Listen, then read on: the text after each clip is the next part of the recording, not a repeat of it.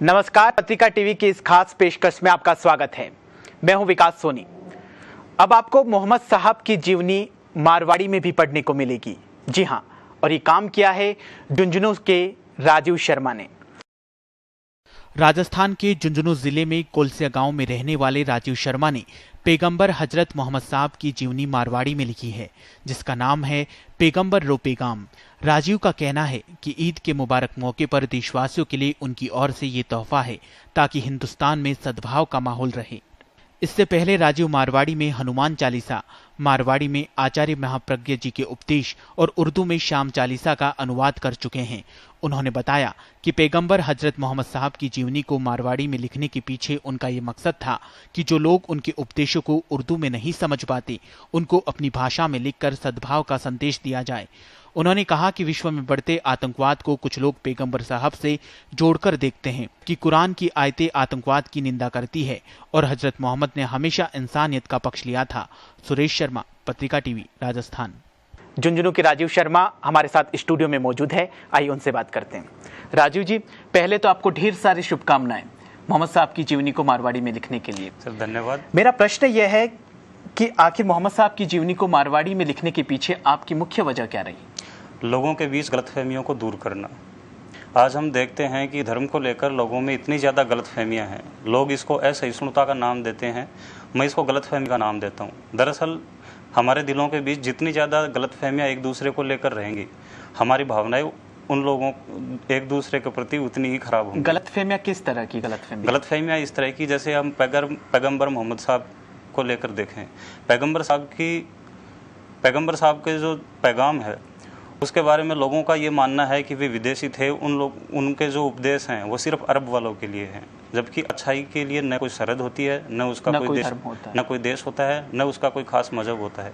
वो पूरी इंसानियत के लिए होती है और पूरी दुनिया के लिए होती है। पैगंबर साहब की जीवनी को अगर आप उठाकर देखें तो उसमें ऐसी कई बातें हैं जो जितनी अरब वाले के लिए उपयोगी हैं उतनी रूस वाले के लिए भी जरूरी हैं और उतनी हिंदुस्तान के लिए जरूरी हैं। राजीव जी, आतंकवाद और इस्लाम को जोड़कर देखा जा रहा है, इस पर ये धार्मिक पुस्तकें कुरान या मोहम्मद साहब का, इनके ऊपर क्या कहना है? देखिए, इसमें मैं सिर्फ एक बात कहूँगा, कुरान की कोई भी अगर आप आयत उठाकर देख लीजिए, किसी भी सूरह को पढ़ लीजिए, उसमें कहीं पर भी आतंकवाद का समर्थन नहीं किया गया है। और कुरान पढ़ने से पहले आपको पैगंबर हजरत मोहम्मद सल्लल्लाहु अलैहि वसल्लम को पढ़ना चाहिए, जिन पर कुरान उतरा था। आप उनकी जीवनी को पढ़कर देखिए, उन्होंने पूरे जीवन में सिर्फ और सिर्फ इंसानियत की बातें की थी। जो आदमी अपने दुश्मन को भी माफ़ करने का हौसला रखता है, वो आतंकवाद की बात कैसे कर सकता है? तो राजीव जी, इस पूरी मोहम्मद साहब की जीवनी को मारवाड़ी में लिखने में आपको कितना वक्त लगा? किताब को लिखने में मुझे 1 साल लगा और इसकी तैयारी के लिए मुझे कम से कम 10 साल लगे।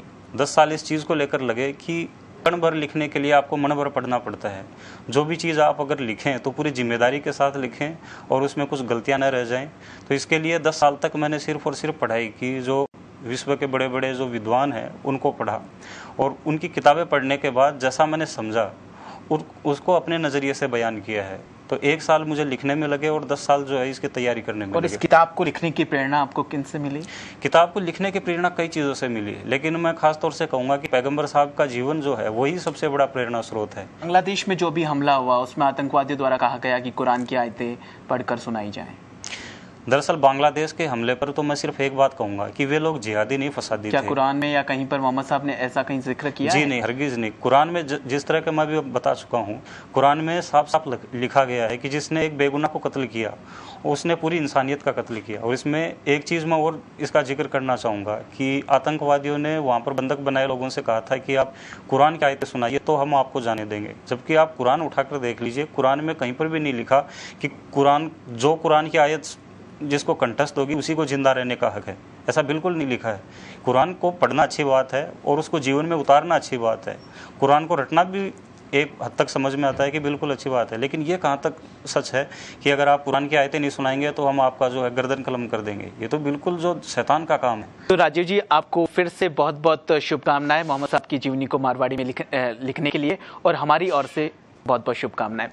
तो पत्रिका की खास पेशकश में फिलहाल इतना ही। देश और प्रदेश की ताजा खबरों के लिए देखते रहिए पत्रिका टीवी। नमस्कार।